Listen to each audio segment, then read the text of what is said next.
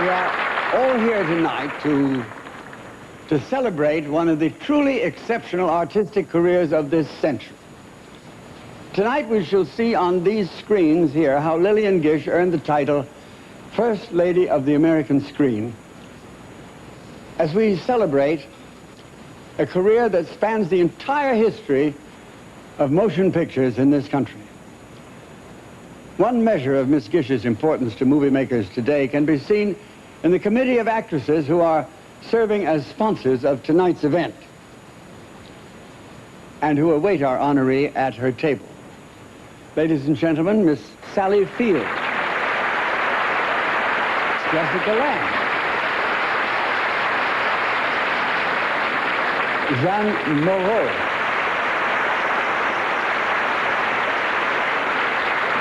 Eva Marie Saint, Chrissy Spacek,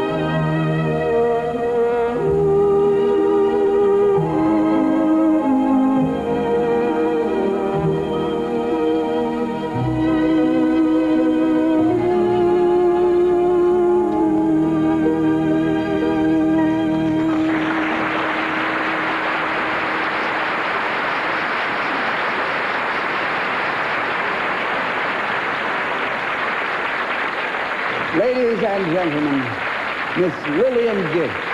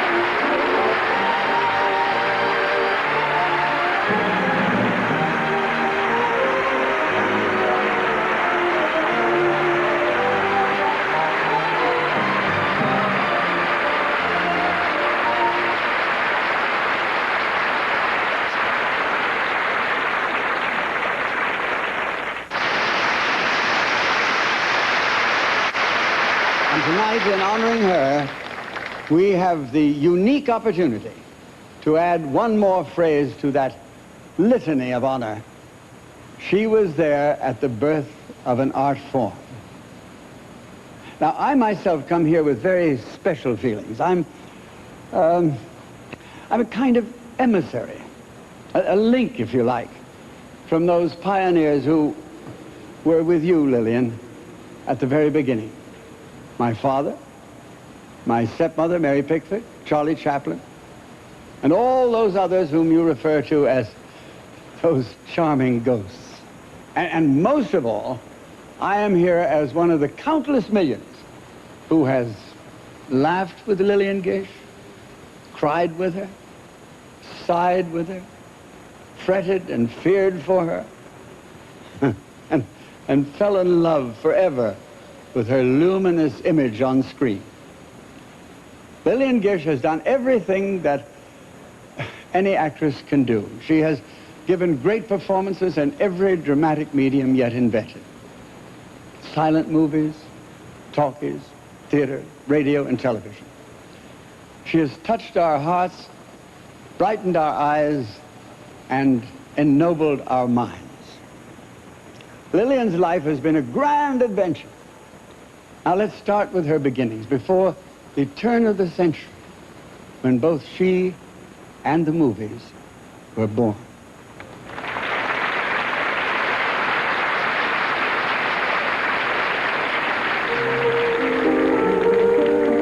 It was in the quiet town of Springfield, Ohio, where she was born, that the remarkably photogenic face of Lillian Gish first faced a camera. The failure of the family candy business led her mother to take Lillian and her little sister Dorothy to New York. Mary Gish didn't want the family back home to know how she supported her daughters. She had become an actress. Before long, the girls were acting too. Remembering her childhood on the stage, Lillian later said, "I was never young, and if you've never been young, how can you ever feel old?" She spent her childhood barnstorming, performing melodramas in small towns all across America, often on lonely tours without her mother or sister. She took her first curtain call in 1902 on the shoulders of a young leading man called Walter Houston. In one play, she was thrown into a cage with a lion night after night, and a friend said Lillian discovered early in life that she was a survivor. Touring theatrical companies were facing new competition, the movies. One day, the girls saw the face of their good friend Gladys Smith in a movie. And they went looking for her at New York's Biograph Studios. Well, no one there knew Gladys Smith. Their friend had a new name, Mary Pickford. Mary introduced the girls to her director, the extraordinary D.W. Griffith. The Gish sisters were not impressed. "We are of the legitimate theater," they said. Nevertheless, Mr. Griffith ordered a screen test, and the very next day they made their first film, An Unseen Enemy. Their salary was $5 a day. D.W. Griffith, for his part, was extremely impressed, and so now was Lillian. Mr. Griffith was the movie industry, she said. It was all born in his head. During the next 9 years, she made 40 pictures with him and transformed the craft of acting before the camera into an art.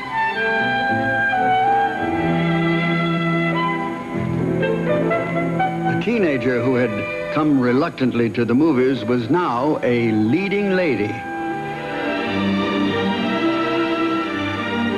To her fans, she was known as the world's darling, the most beautiful blonde in the world, the girl who is different.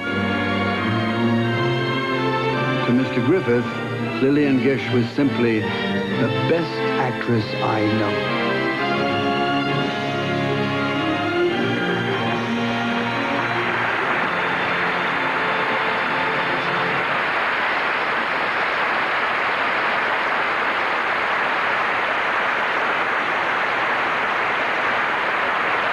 Ladies and gentlemen, last year's recipient of the Life Achievement Award, Mr. John Huston.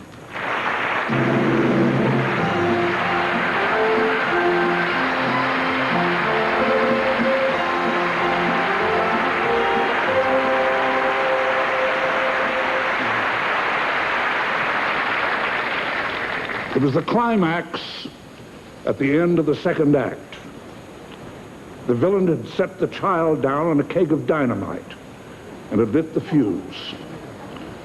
He had failed to reckon, though, on the hero who, swinging on a rope, picked picked up the child and carried it back to safety, even as the dynamite exploded, an effect employing bed springs and rubber rocks.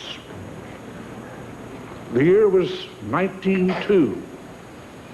The place, a small Ohio town. The name of the play was In Convict's Stripes. My father, Walter Houston, was the hero. The child was Lillian Gish, and she has been swinging back and forth into the lives of the Houstons ever since. Lillian's autobiography is modestly titled The Movies, Mr. Griffith, and Me. Her collaboration with D.W. Griffith gives us directors the opportunity to acknowledge the work of America's great pioneer filmmaker. Lillian starred in Griffith's greatest works, Intolerance, Broken Blossoms, Orphans of the Storm, The Birth of a Nation.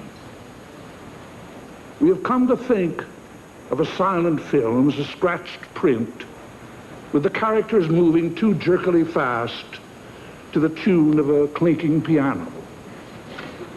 Well, that's not at all the way it was.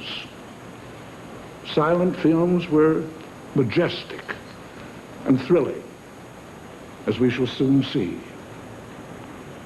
For tonight's tribute, brand new prints have been made, and the projectors have been remodeled to run at silent film speed. And of music, we have a full orchestra. Carl Davis, inspired by silent films, has composed scores for each of the scenes and has come from London to conduct, beginning with the Griffith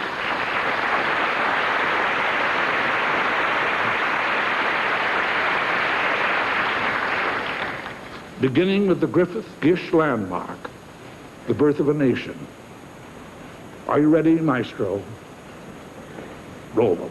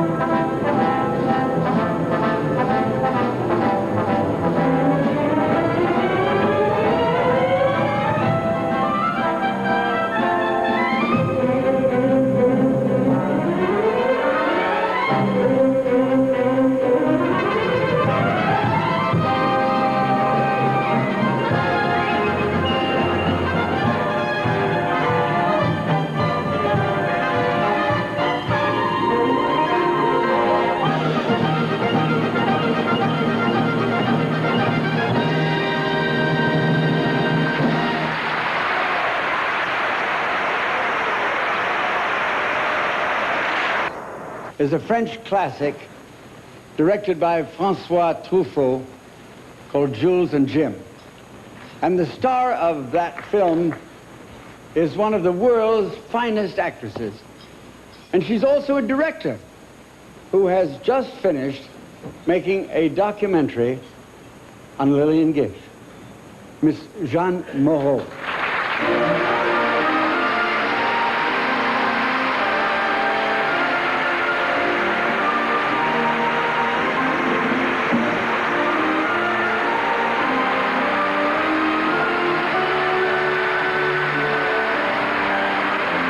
When I first met the adorable Miss Lillian Gish, by pure chance in a restaurant in New York, it was a coup de foudre, love at first sight.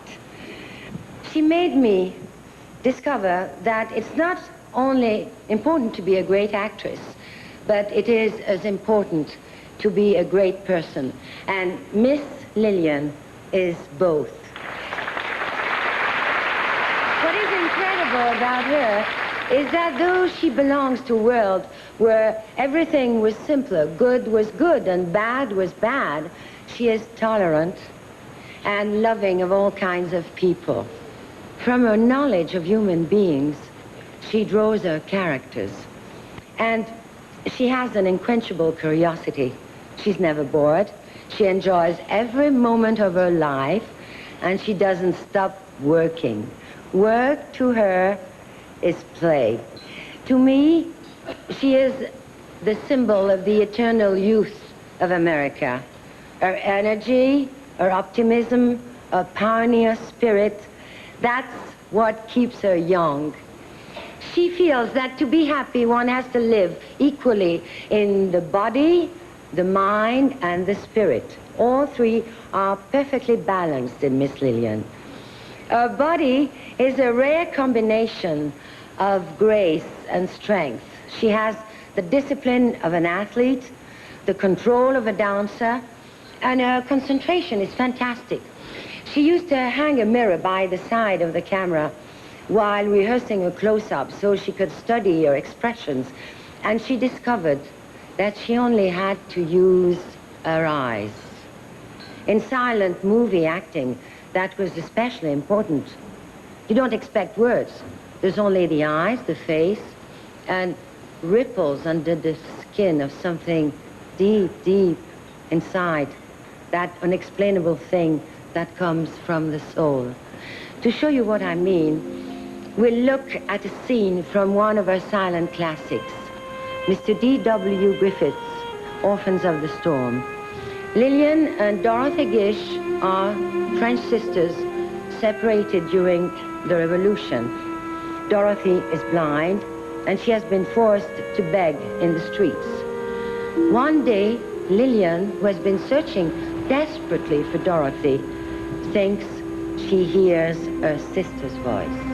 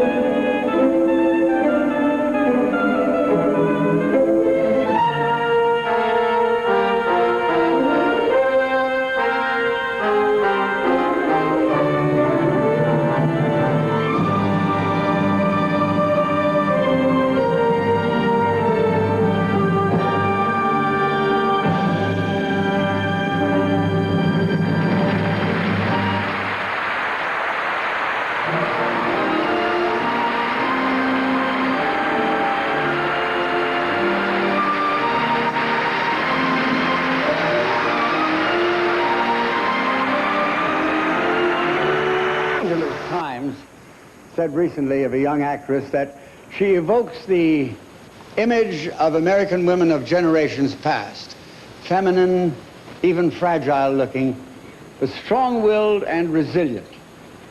The qualities of Lillian Gish. She won an Academy Award for her performance in Melvin and Howard. Miss Mary Steenburgen.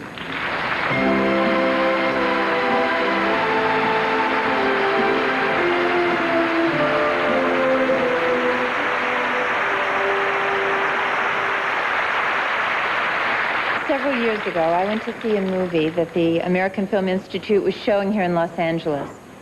It was a silent movie made in 1928, starring Lillian Gish. It was titled simply The Wind, and it practically blew me out of my chair. Ever since that night, I've been searching out Lillian's films, and I've also been trying to learn everything I could about how she handled her career. I figured an actress who's been a star for 72 years must have a pretty good head for business. Well, what I found out was that Lillian was one of the first actresses in Hollywood to win creative control of her work. In 1925, she used her box office clout to make an extraordinary deal with MGM. Now she could choose her own stories, as well as hire her director, her cameraman, and even her co-stars. On top of that, she made $400,000 a year and was to receive 25% of the net profits. Lillian made some of her best movies at MGM, La Boheme, The Scarlet Letter, and The Wind. The Wind was the last film over which Lillian had artistic control.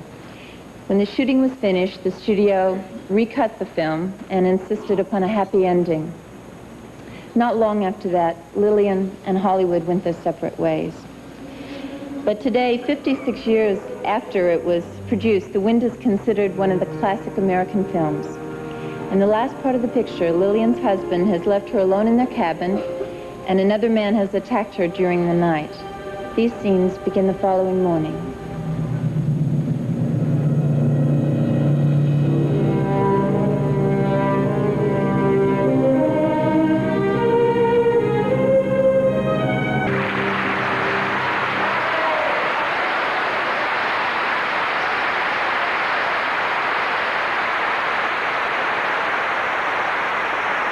Ladies and gentlemen, the director of the American Film Institute, Gene Furstenberg. When we look at a brilliant scene like that from The Wind, we should count our blessings, for it is a survivor. It's been carefully preserved by MGM, just as the D.W. Griffith films have been saved by the Museum of Modern Art in New York. You may find it hard to believe, but nearly half of the motion pictures made in the United States before 1950 have been lost or destroyed or are in danger of decay. That's why, at the American Film Institute, we are working with the National Endowment for the Arts on a decade of preservation to save and restore America's film and television heritage. This project involves museums and archives and universities all across the country. Lillian Gish is not only a pioneer in filmmaking, but also a pioneer in film preservation. She was one of the first Americans to speak out and cry, "Save our films." She knew that they are our collective memories, our dreams, our myths, our heritage. So we're simply following in her footsteps. In gratitude for her vision, the trustees have elected her to our board, and we're pleased to announce that she has accepted.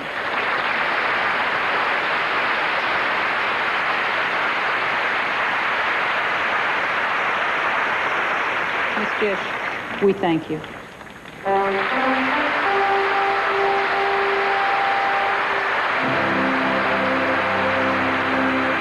Ladies and gentlemen, I am really very, very pleased indeed to introduce to you still another Academy Award-winning actress, Miss Sally Field.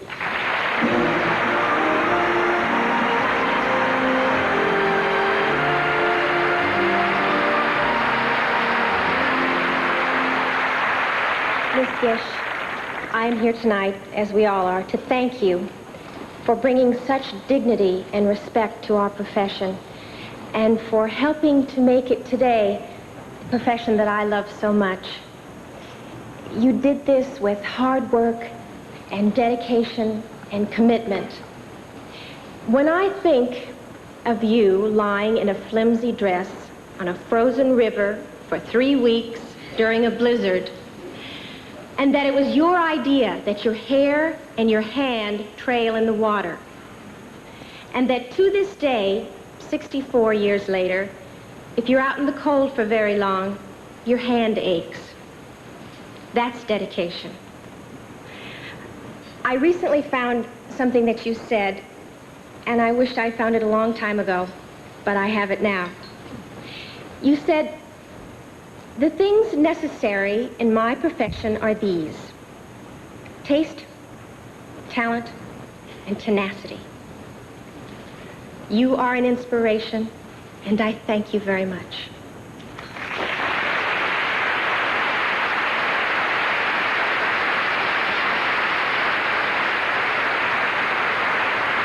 There are many people in this room who are friends and colleagues of Miss Gish. I'd like to introduce some of them to you right now. From the cast of Lillian's 1955 movie, The Cobweb, Mr. Richard Widmark.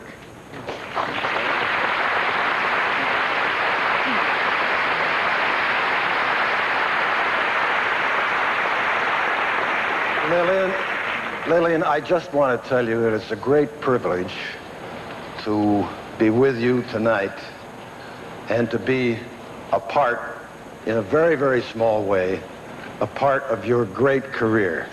You're wonderful. A Hollywood historian recently wrote, "The modern girl as we know her was born into the 20th century on the night Flaming Youth opened in 1923 to wildly cheering audiences. College girls everywhere copied this star who created the flapper, Miss Colleen Moore."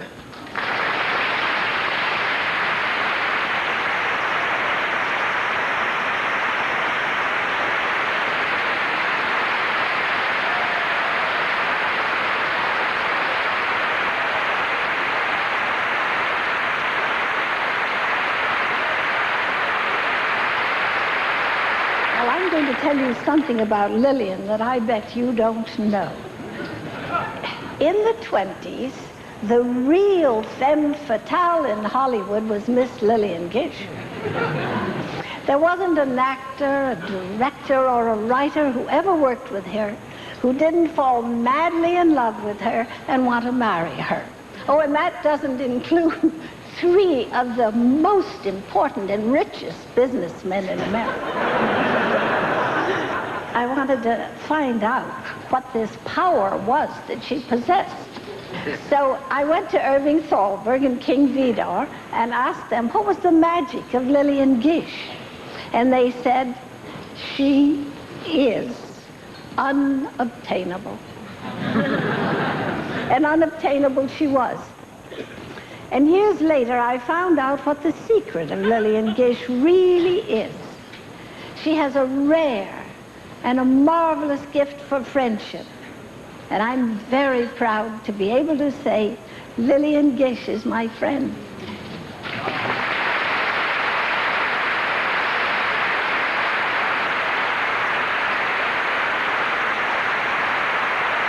She appeared with Lillian in the television and Broadway version of The Trip to Bountiful, and Academy Award winner, Miss Eva Marie Saint.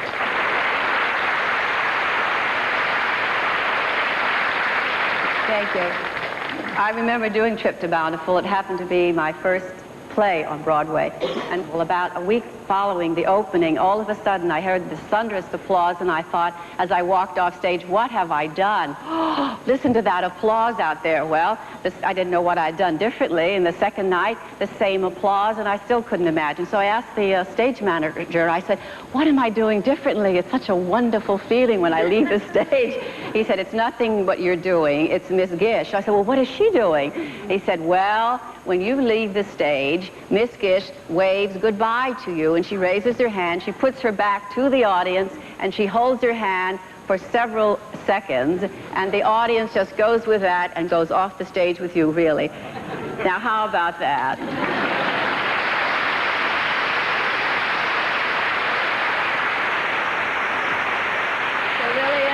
I am so happy to share my favorite memory of you with you tonight and with all our friends. And this is your evening, so carry on.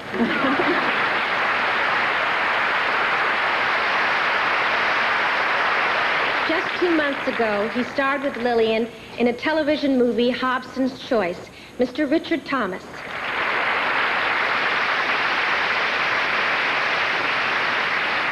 Thank you very much.